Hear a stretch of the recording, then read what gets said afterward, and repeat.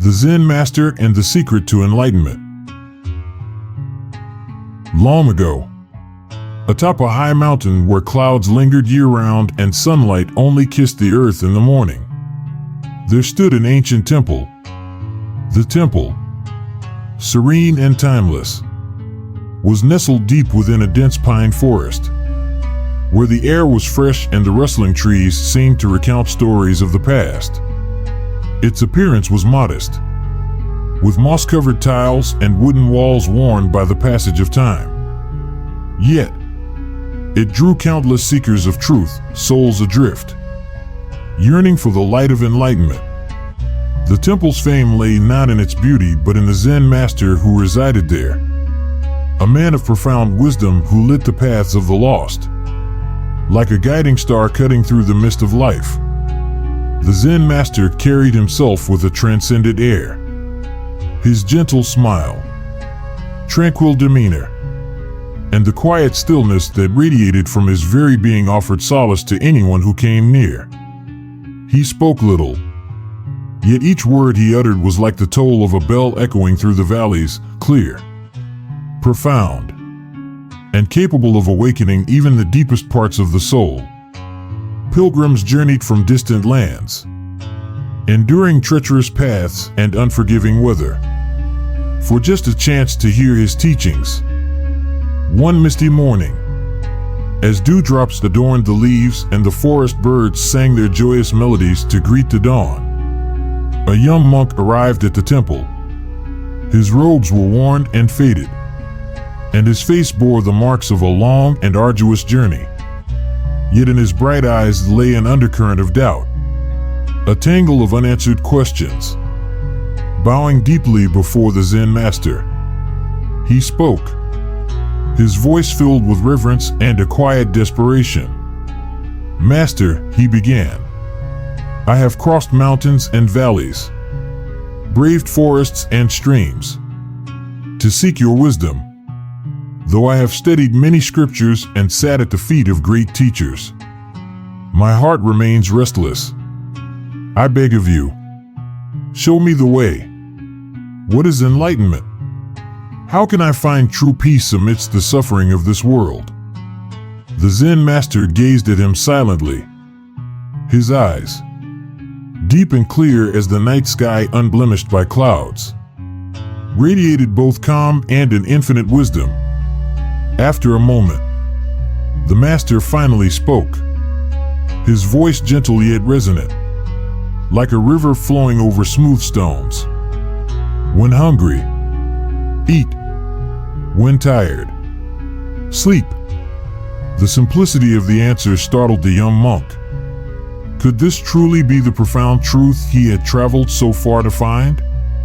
His brows furrowed as doubt flickered across his face. Hesitating, he spoke again. "Master," he said respectfully, "is this not what everyone does?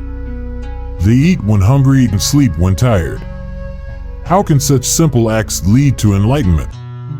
The Zen master smiled faintly, a smile that seemed to hold countless untold truths. His response came slowly, each word measured and deliberate, like drops of water falling into a still pond. "No," he said, "ordinary people do not truly eat or sleep. When they eat, their minds are elsewhere, worrying about tomorrow, regretting yesterday, or envying what others have. They swallow their meals not with gratitude but with the bitterness of anxiety and longing. And when they sleep, they do not truly rest. Their bodies lie still, but their minds wander ceaselessly, lost in dreams, desires, and fears." The young monk was silent, as if the master's words had unveiled a truth he had always felt but never understood. The Zen master continued, his tone soft yet piercing, like a gentle breeze carrying the scent of rain. "Enlightenment is not found in distant realms or obscure philosophies. It is present in the simplest acts of life. But only those who live fully in each moment can grasp it. To eat when hungry means to eat with awareness and gratitude. To taste each grain of rice as a gift that sustains your life. To sleep when tired means to release all burdens, allowing your mind to rest as your body does. If you can do these things with total presence, you are already enlightened. The young monk bowed deeply, his head nearly touching the ground. The master's words echoed within him like ripples spreading across a tranquil lake. Without another word, he retreated to his quarters. That evening, he sat before his simple bowl of rice, gazing at it with new eyes. The rice was no longer just food, but a symbol of life's profound simplicity.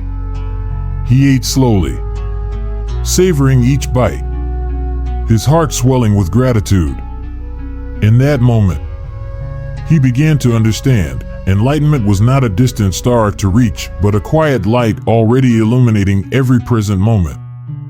In the weeks and months that followed, the young monk stayed at the temple, learning under the master's guidance.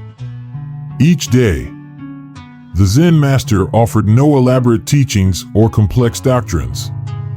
Instead, he reminded the monk to live fully in the present, to pour his heart into every action, no matter how small or mundane. Slowly but surely, the young monk began to feel a peace he had never known before.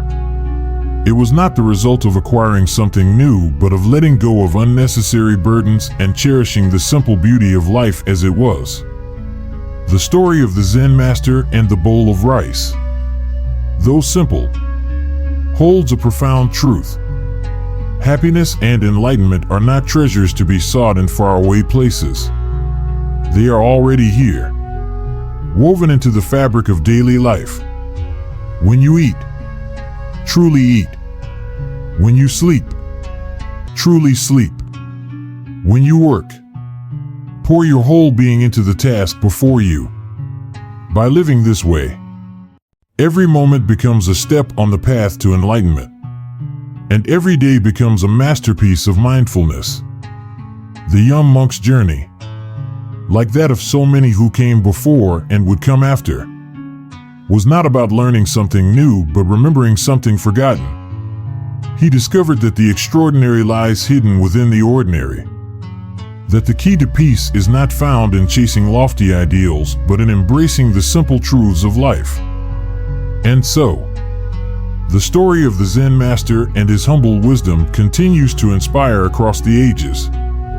A timeless reminder that the journey to enlightenment begins not with grand gestures or distant ambitions, but with a single, mindful breath in the present moment.